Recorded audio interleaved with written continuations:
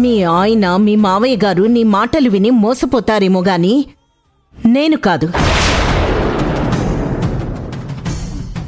వేద, అలా మాట్లాడకు. అభి ఎప్పుడు మనకు అన్యాయం చేయదు. ఆ ఆలోచన తనకెప్పటికీ కలగదు. అభి చెప్తుందంటే ఖచ్చితంగా చేసి తీరుతుంది. ఈ ఒక్కసారికి నమ్ము.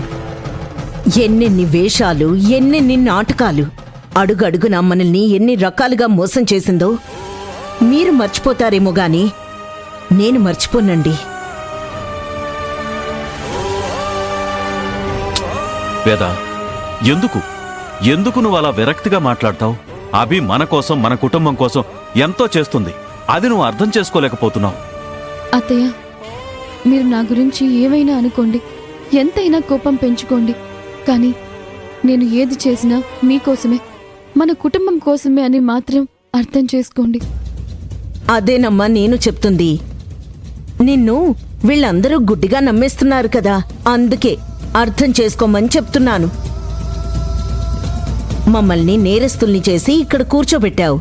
ఇప్పుడు మమ్మల్ని విడిపించడానికి లాయర్ అయ్యావు. ముందు మెల్లగా నిప్పుల గుండం మీదికి తోసేస్తావు, తర్వాత మెత్తగా వెన్నపూసి ఊరడిస్తావు. ఇవన్నీ నువ్వు చేస్తున్నది నిన్ను నేను ఇంట్లోకి రమ్మని పిలవాలనే కదా. అందుకే కదమ్మా. చూడండి అత్తయ్య, మీరు నన్ను అపార్థం చేసుకుంటున్నారని అర్థం అవుతూనే ఉంది. నాకిది కొత్తేమీ కాదు. మీరు నన్ను ఇంట్లోకి పిలిచినా పిలవకపోయినా, నన్ను క్షమించినా క్షమించకపోయినా, నేను మోసం చేస్తున్నానని మీరు అనుకున్నా పర్వాలేదు. కానీ ఒక్కటి మాత్రం బాగా గుర్తుపెట్టుకోండి, ఇప్పుడున్న పరిస్థితుల్లో మిమ్మల్ని బయటకు తీసుకురావడం చాలా కష్టమైన పని. కానీ అది జరగాలంటే మాత్రం దయచేసి ఒక్క పని మాత్రం చేయండి. ఈ కేసు నడుస్తున్నంత కాలం నాకు కొంచెం సపోర్ట్ చేయండి చాలు.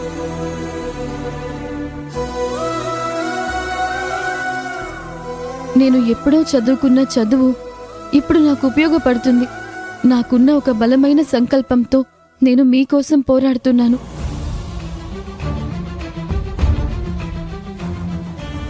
నేను మిమ్మల్ని ఎలాగైనా బయటకు తీసుకొస్తాను. అది మీరు నమ్మినా నమ్మకపోయినా.